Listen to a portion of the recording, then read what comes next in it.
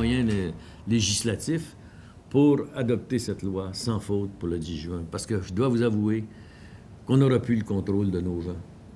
Et les actions vont démarrer à la vitesse d'une Formule 1 sur le circuit Ville-Villeneuve. L'été risque d'être chaud.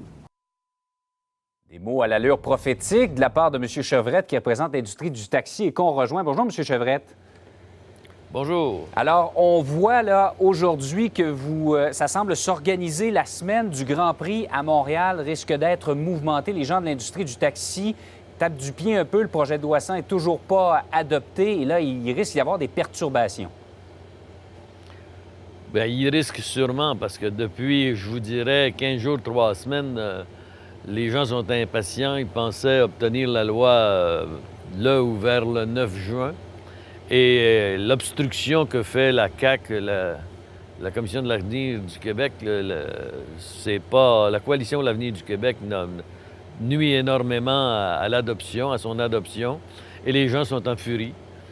Moi, je ne me fais que le porte-parole de ce qu'ils me disent, mais ils sont impatients et ils nous disent de gros mots même. Si vous êtes pas capable de nous défendre, dites-nous-les. Je me suis fait dire ça. Il est temps qu'on fasse de l'action, il est temps que ça bouge.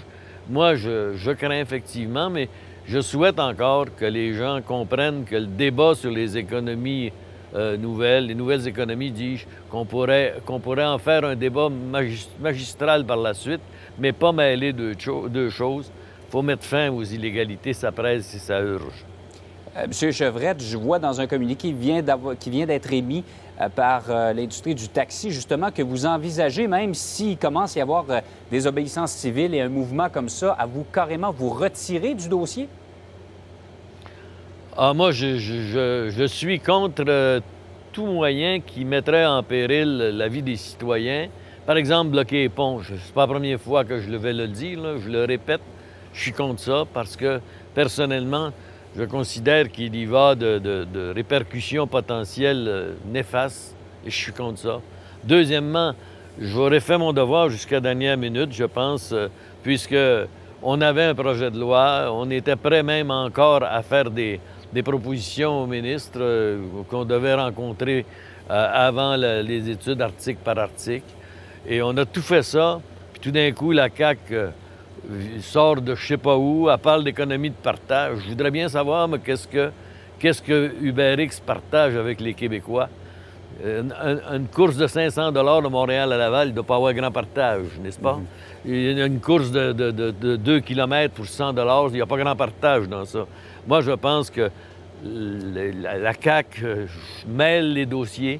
On est d'accord avec elle qu'il se fasse un dossier sur un très bon débat et possiblement un sommet, s'il le faut, sur l'économie de partage auquel nous participerons. Mais de grâce, que la CAQ pense aux 22 000 familles québécoises qui, depuis presque 2 ans, perdent entre 20, 25 et 30 %. Il y en a même qui ont perdu 40 % de leurs revenus. Si la CAQ pense faire un beau geste en faisant ça, là, moi, je vous avoue très sincèrement qu'il rate la cible. M. Chevrette, vous allez même jusqu'à suggérer qu'on utilise des lois d'exception pour faire passer ce projet de loi-là avant la fin de la session, évoquant le bâillon. Vous n'aurez pas entendu parler comme ça du temps que vous étiez parlementaire? Non, je le sais. Mais moi, j'ai épousé la cause des chauffeurs de taxi. C'est 22 000 personnes. Ils se sont regroupés des fois à 3 pour venir à bout de s'acheter un permis. Ils se sont achetés un droit au travail. Puis il arrive quelqu'un, gros gens comme devant. Avez-vous déjà été dans un pays, vous? Puis dit, je m'installe selon mes règles, mes lois, comme vient de faire Uber. Ça se fait pas, ça. Qui arrive ici, qui aille rencontrer les autorités gouvernementales, qui discute avec comment s'insérer dans une méthode, avec une méthodologie selon des règles spéciales s'il le faut, mais négocier avec l'État. Là, ils ne payent pas leurs taxes depuis presque 2 ans. Trouvez-vous ça raisonnable? Quel pays accepterait qu'on ne paye pas nos taxes et nos impôts? C'est fou comme balai. Si c'était un particulier qui faisait ça, on serait emprisonné. Puis non seulement on devrait payer nos taxes, mais les amendes seraient du double des taxes. Il est temps que ça cesse, là. On court après les problèmes, puis moi, je ne suis pas rendu... Je suis pas un friand des problèmes rendus à mon âge. M. Chevrette, merci beaucoup d'avoir été avec nous. On va voir ce que ça va donner avec ces moyens qui vont être mis en œuvre dès la semaine prochaine. Merci. Au revoir. Merci.